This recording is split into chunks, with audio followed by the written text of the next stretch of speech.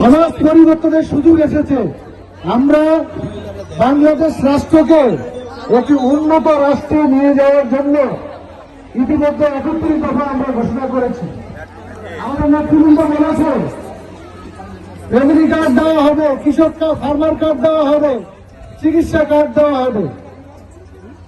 বাংলাদেশ এটা নতুন কনসেপ্ট, জনকল্যাণ এবং জনগণের সেবা। এটা ইন্ট্রোডিউস করছে কে? জনাব তারেক রহমান। তারেক রহমান বাংলাদেশের প্রধানমন্ত্রী হবে ইনশাল্লাহ। কিন্তু তারেক রহমান যে নতুন বাংলাদেশ নির্মাণ করবে, সেই বাংলাদেশ নির্মাণ করার জন্য তিনি আর যে অ্যাসোসিয়েট সহযোগী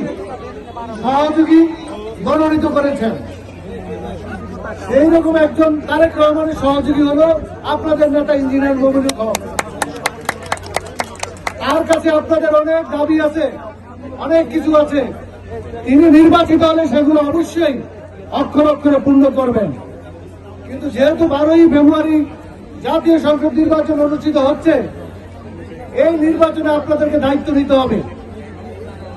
সেই দায়িত্বটা হলো যে সর্বোচ্চ ভোট দিয়ে সকাল 7:30 থেকে 4:30 পর্যন্ত সর্বোচ্চ ভোট দিয়ে ভালোষিত বিজয়ী করে তারেক রহমানকে পাঠাতে হবে। আপনারা যদি সর্বোচ্চ ভোটে নির্বাচিত করে তাকে তারেক রহমানের কাছে পাঠান, তিনি তারেক রহমানকে ওয়াদা দিয়ে এসছেন যে হাজীগঞ্জ শাহরাস্তি থেকে সর্বোচ্চ ভোটে তিনি নির্বাচিত হবেন। এই ওয়াদা রক্ষা করার দায়িত্ব কিন্তু আপনাদেরকে নিতে হবে। আমি তার একজন সহকর্মী সহযোদ্ধা হিসেবে বলতে পারি, ইঞ্জিনিয়ার মমিন যে ওয়াদা দিয়ে যাবে সেটা সে অক্ষরে পালন করবে। তাদের কাছে আবেদন থাকবে, সময় সুযোগ কিন্তু সবসময় আসে না।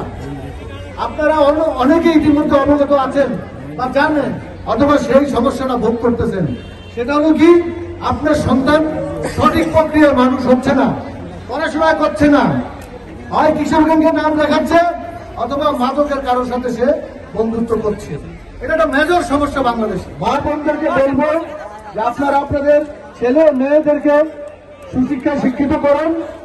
ইনশাল্লাহ পাস করার পরে তারা কেউ বেকার থাকবে না। এখন যুগ পাল্টিয়েছে, নতুন শতাব্দী আসছে। এই শতাব্দীতে বেকার কেউ থাকবে না যদি সে মিনিমাম শিক্ষা গ্রহণ করে। আমরা প্রচুর কর্মসংস্থান তৈরি করব, আমাদের ভবিষ্যৎ বিএনপি সরকার করবে।